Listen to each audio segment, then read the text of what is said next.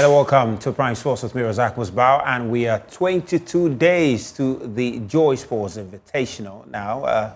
Ghana's fastest growing online service platform, Ayuda, has signed up for the 2025 edition of the tournament, and they say they are ready to dominate all the event. The company will go up against other reputable organizations in the Corporate Sports Festival slated for August 9 at the University of Ghana Stadium. They have been sharing the expectations with my colleague Muftar Nabila earlier today. Just before we got here, the atmosphere inside Ayuda, who says that they are here to help, is already greeting us. Quite an incredible atmosphere this morning. Come and see what Ayuda has done. Come and see what Ayuda has done. Come and see what Ayuda has done. Come and see what Ayuda has done. Come and see you. Come and see. Come and see you. Come and see. Oh, come and see what Ayuda.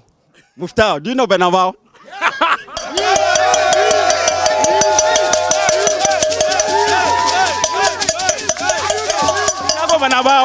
Do you know the Santiago Bernabeu? I do. Yes. We are just from there this morning. Before you came in, we had a serious training.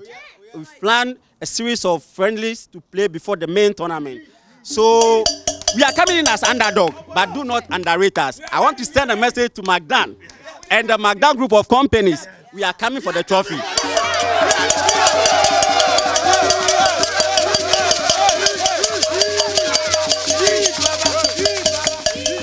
We are coming for the trophy. Look, don't be deceived. You understand? Don't be deceived. You can rate us as the underdog, but trust me, when we come there, we are mighty. You listen to our tagline, Abaku, services be brave. A whole lot of soldiers to support us. We have our number 12, which are the supporters. As we showed you, we have our SPs coming around to support us. So we are ready. We are ready. We have the capacity to compete at the highest level. You can bring anything. We are not scared. We are fully prepared. We are training very hard. You know that. What is this screen? So we have the dashboard. Okay. So this handles all incoming requests.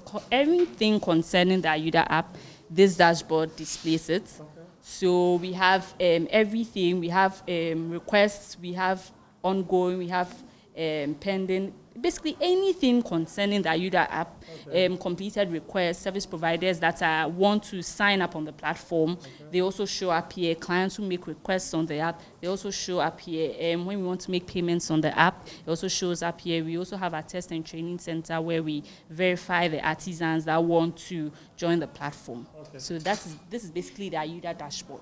So it's just a platform that you allow anyone to come. You can even decline people when you feel that they are not going to render the accurate services or they might not seem like people, like legit people. Yes, okay. Yes. Okay. The safety of our clients is our priority. Okay. So we want to make sure that we take people who are trusted, who are capable and reliable to render such services to them. Okay, sure.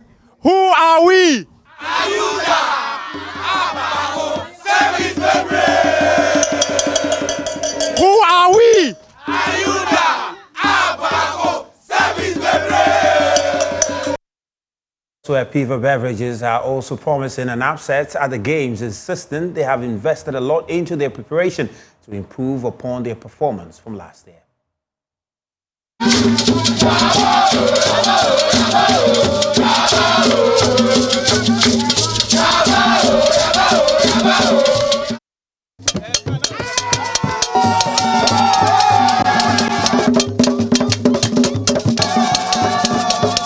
The CEO scored that penalty. They cheered as though we were all inside the stadium. Hey.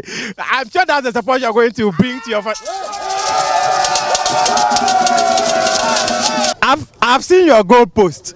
Why? We are just playing and you've got to construct a goal post. Why? Yeah, you know, last year we bragged a lot, yes. And unfortunately it didn't go well, yes. Because that was our maiden tournament. Yes. So there was anxiety. We were not too prepared. But this time around, we realized that no, this is not a joke. people will say that, okay, we can't do well, but I'm just telling you that by the construction of this post means that we mean it. And we've taken a personal coach. So this time around, we are going to take.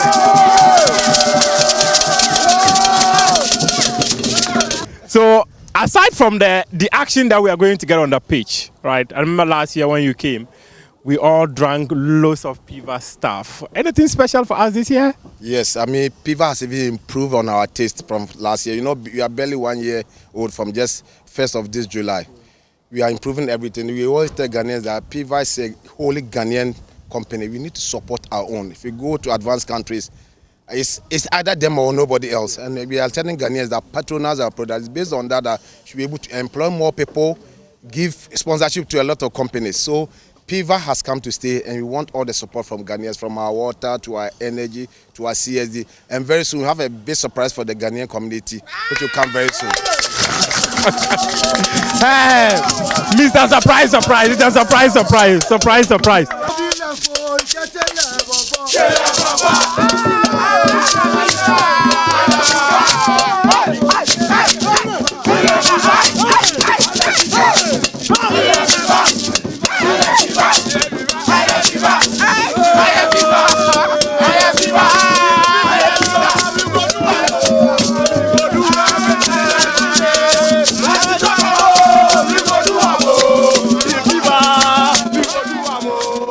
If your company hasn't registered, you know what to do. Head to myjoeonline.com, and registration form is available there. You can get to be part of it. We have 22 days to go.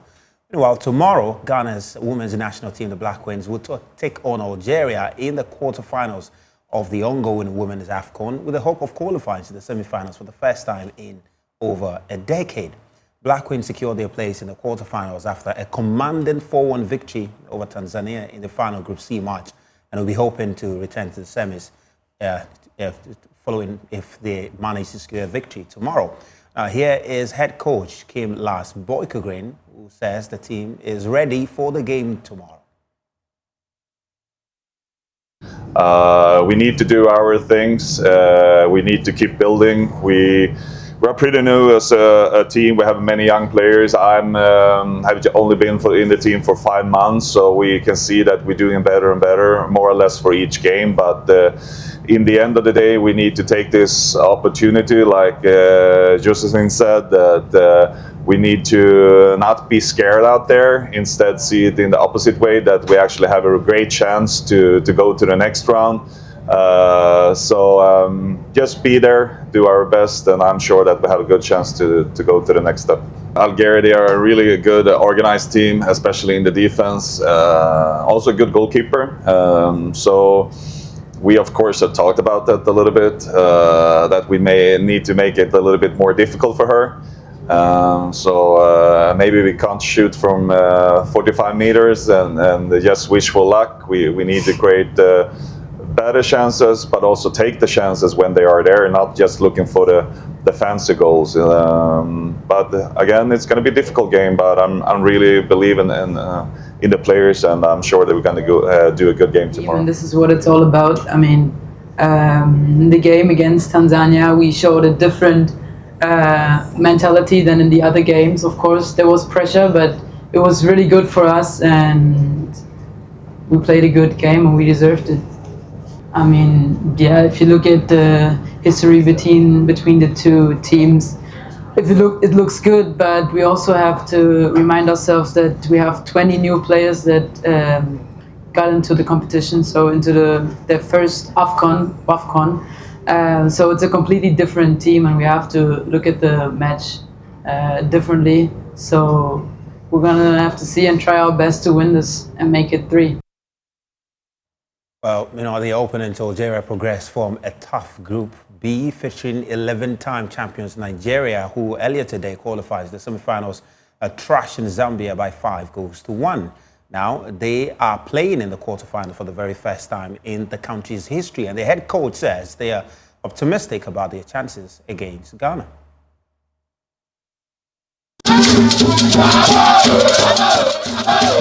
We want really to prove that it's not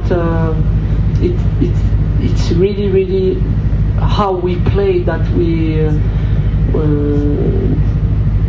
it's because we played very well. We joined the quarter-final.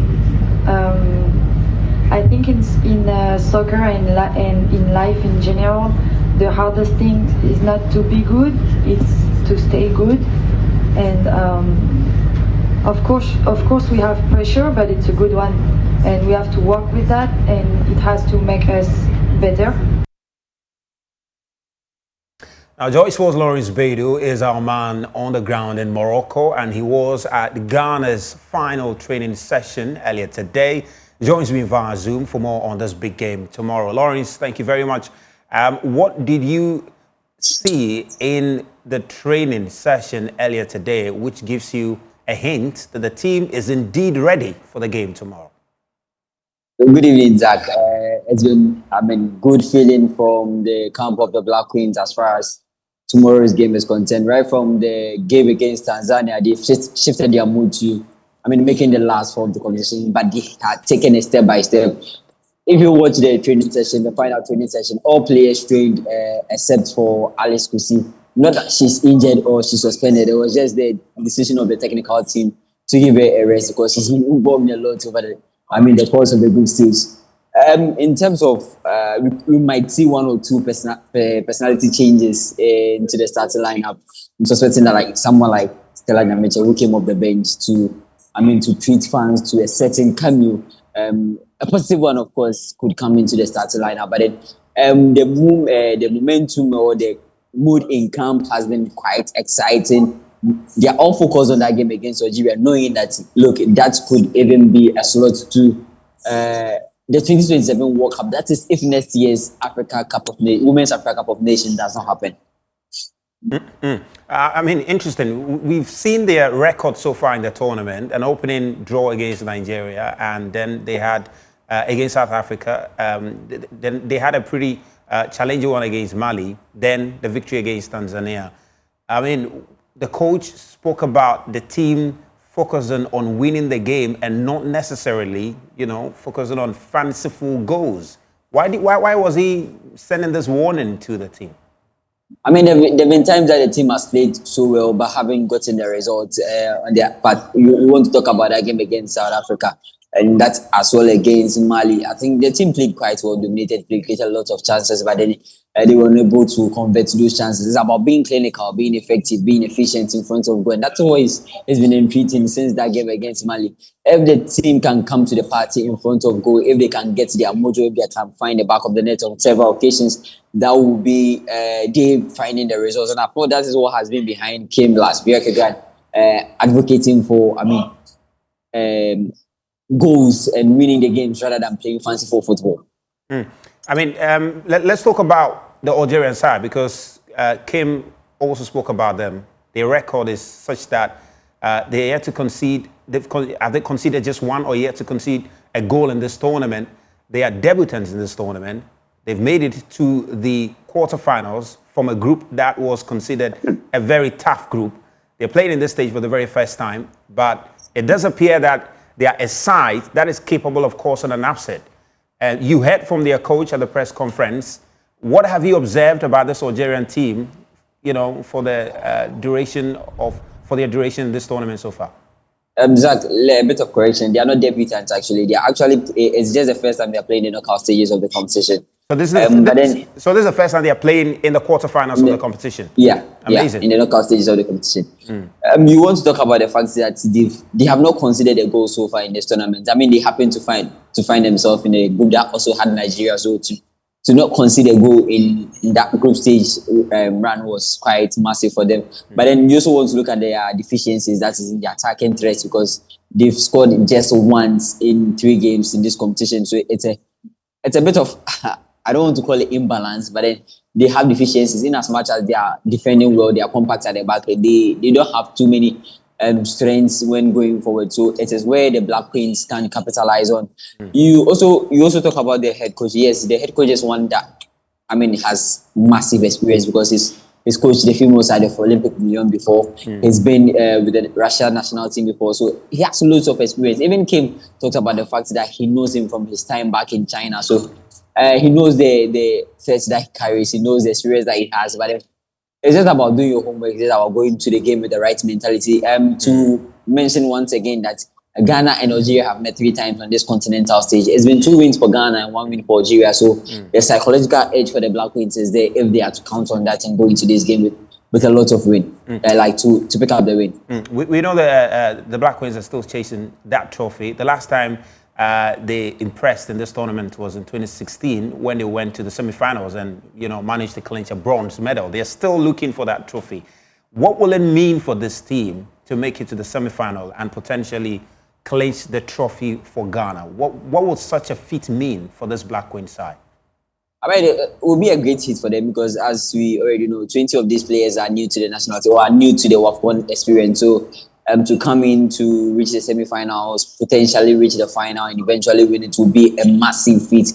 Considering the fact that even Kim has not been in the job for a year, even a year, he's been in the job for I think about 6 to 7 months. So, it tells of the developments that he's had with this team. Only 4 players have had a WAFCON experience before. So to go on, if you talk to some of the players, especially those who have not been to Ghana before, they talk about the fact that they want to go there with a trophy in hand so that they get the welcome that they deserve, a welcome that probably will live rent-free in their head every time they think about Ghana. I mean, what about remuneration for the team? Because we understand that some $2,000 was given to them for qualifying to the knockout stage. Can you confirm that? And also, the last time you spoke to Ghana's ambassador to Morocco, she did indicate that their allowances, some allowances were given to them prior to the game against Tanzania. Can you give us some update as far as their compensation is concerned?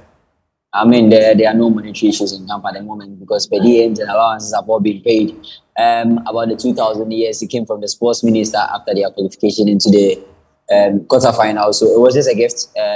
The ambassador promises that there are more in stock for the team, but she didn't detail everything that she could do for the team that as far as their progress is concerned. So it has to do with the performance on the pitch. If they keep delivering these good performances and in the results, advancing into the advanced stage of the competition, I mean, they could be getting more in their pockets from calling the minister, calling the ambassador from the whole nation. Yeah, there's more in store for them.